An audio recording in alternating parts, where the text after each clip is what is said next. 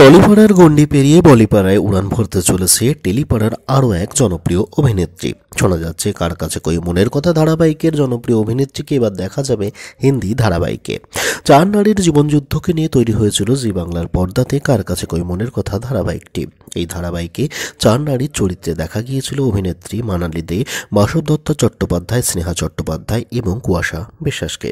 শোনা যাচ্ছে ধারাবাহিকে প্রতীক্ষা চরিত্রে অভিনয় করা কুয়াশা বিশ্বাসকে এবার দেখা যাবে হিন্দি ধারাবাহিকে। জনপ্রিয় ধারাবাহিক আয়তব সহচরিতে দেবানী চরিত্রে বিশেষভাবে অভিনয় করে নজর কেড়েছিলেন কুয়াশা বিশ্বাস। বর্তমানে কুয়াশাকে আপনারা দেখতে পাচ্ছেন স্টার জলসার ২ শালিক ধারাবাহিকে। সূত্র মারফত যা জানা যাচ্ছে তাতে কিন্তু পার্শ্ব চরিত্র নয়, প্রধান খলনায়িকার চরিত্রে বা ভূমিকাতে কিন্তু কুয়াশাকে দেখা যাবে এই হিন্দি ধারাবাহিকটিতে। হিন্দি ধারাবাহিক পকেট মে আসমানতে খলনায়িকা হচ্ছেন কুয়াশা বিশ্বাস।